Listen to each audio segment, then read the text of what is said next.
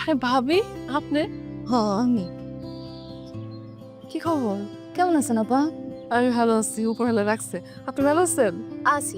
আমি তো ভাবলাম আপনি অসুস্থ হয়ে পড়লেন কিনা, একটু দেখে আসি। আপা কেমনে চলতেছেন? গত 2 মাস ধরে তো ট্রাকের লাইনেও যান না, চালের কোথায় কেনেন? ভাবি, উপরওয়ালা যদি সহায় থাকে, এই অন্যের দান দক্ষিণার খাওন নিজে খাবো কেন? আর নিজের পোলাপানের বা কেন খাওয়াবো? আমি এখন বাজার সদাই যা কিছু দরকার হয় এই পাড়ার দোকান থেকে কিনে নিয়ে আসি। আপা আমারও না লাইনে দাঁড়াতে তার ভালো লাগে না, খুব ইজ্জত লাগে।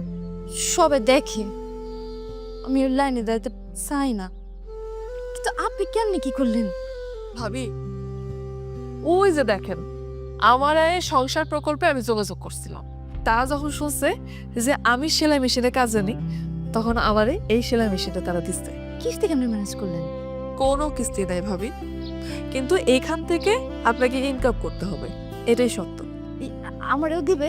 কি কি করতে হবে? আমি শিখাই দেবো। মা স্কুল শেষ হলো?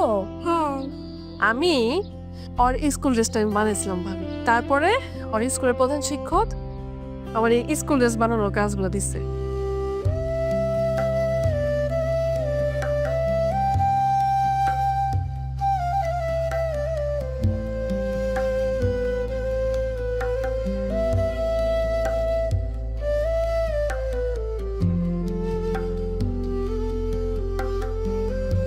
ভাবি, ওর সংসারে টুকটাক খরচ করার পরেও আমার হাতে কিছু টাকা থেকে যায়। আমি এখন সচ্ছল। আর এভাবেই আমার আয়ের সংসার প্রকল্পের মাধ্যমে বদলে যাবে দিনাজপুরের মুক্তা, শরীয়তপুরের লাবণী, কুষ্টিয়ার মার্জিয়া সহ লাখো কোটি সম্মানিত গ্রামীণ নারীর জীবন।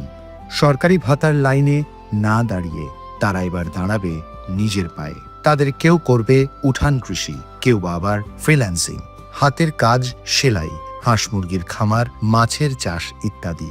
বাংলাদেশের নারীরা হয়ে উঠবে স্বাবলম্বী ও উৎপাদনশীল নাগরিক। আগামী নির্বাচনে দাঁড়িপাল্লার পক্ষে দেওয়া আপনার ভোটে স্বাবলম্বী নারীদের সাথে নিয়ে তৈরি হবে একটি উৎপাদনশীল সমৃদ্ধ বাংলাদেশ।